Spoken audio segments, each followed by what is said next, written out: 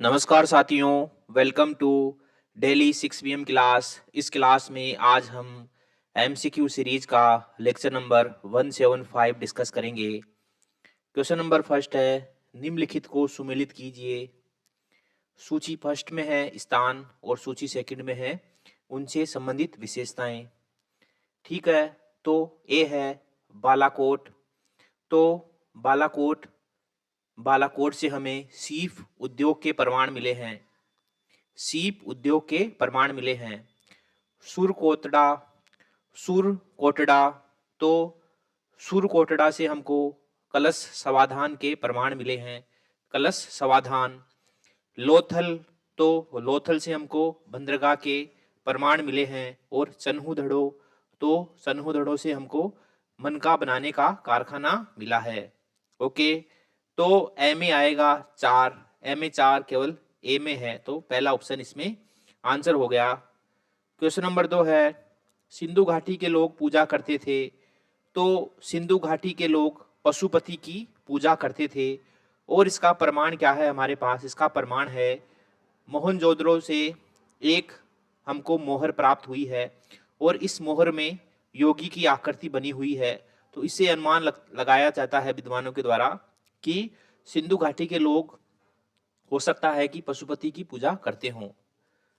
Question number 3 है, ऋग्वेदिक काल का सर्वशक्तिमान देवता कौन था? तो ऋग्वेदिक काल का सर्वशक्तिमान देवता था इंद्र। इंद्र सर्स इंद्र ऋग्वेदिक काल का सर्वशक्तिमान देवता था। इसका प्रमाण क्या है? इसका प्रमाण यह है कि ऋग्वेद में इंद्र को विश्व का स्वामी कहा गया है। ठीक है, जो इंद्र है, इंद्र प्रधानतः युद्ध का देवता था और उसके साथ साथ ही ऋग्वेद की जो संपूर्ण ऋचाएं हैं उसकी जो 1/4 ऋचाएं हैं वो इंद्र को समर्पित है। तो इससे ये अनुमान लगाया जाता है विद्वानों के द्वारा कि ऋग्वेदिक काल में सर्वशक्तिमान देवता इंद्र रहा होगा। क्वेश्चन नंबर 4 है, निम्नलिखित में वैदिक साहित्य का सही क्रम कौन सा है? तो वैदिक साहित्य का सही क्रम है वैदिक संहिताएं, ब्राह्मण, आरण्यक और उपनिषद। पहला सही है इसमें। क्वेश्चन नंबर 5 है, निम्नलिखित में से कौन बौद्ध परंपरा में भावी बुद्ध माने जाते हैं? तो मैत्रेय को बौद्ध परंपरा में भावी बुद्ध माना गया है। ठीक है, तो मैत्रेय को बौद्ध परंपरा में भावी बुद्ध माना गया है। अवलोकितेश्वर तो अवलोकितेश्वर एक बोधिसत्व है और ये बुद्ध की दया का प्रतीक है। इनको पद्मपाणि भी कहा जाता है और इनका चित्र अजंता गुफा में मिलता है।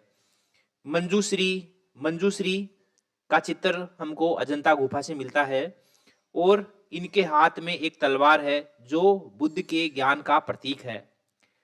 वज्रपाणि तो जो वज्रपाणि है वह इनका चित्र भी अजंता गुफा से मिलता है और ये बुद्ध की शक्ति का प्रतीक है।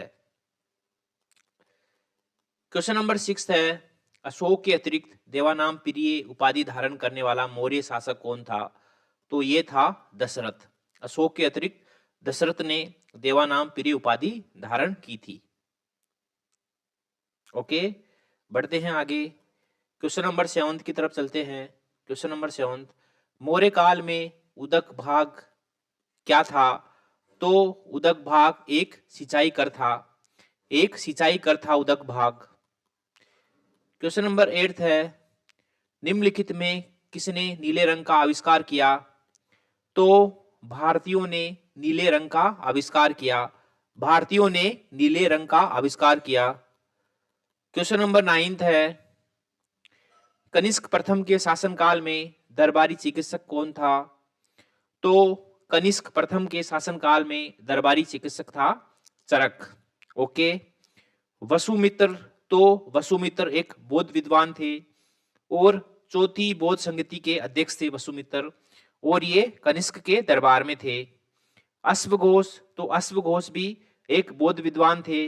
इनकी प्रसिद्ध रचना है बुद्ध चरित्र और ये भी कनिष्क के दरबार में थे। नागार्जुन तो नागार्जुन भी एक बौद्ध विद्वान थे। क्वेश्चन नंबर 10 है, निम्न में से किन शासकों ने देवपुत्र की उपाधि धारण की थी? तो कुषाणों ने देवपुत्र की उपाधि धारण की थी। इसका कारण था कि जो कुषाणों का ओरिजिन है, जो इनका मूल स्थान है, वह वर्तमान चाइना वाला क्षेत्र है। ठीक है, चाइना मंगोलिया वाला क्षेत्र है। और उस समय जो है इनके मूल स्थान में जो है देवपुत्र जैसी उपाधियां धारण की जाती थी।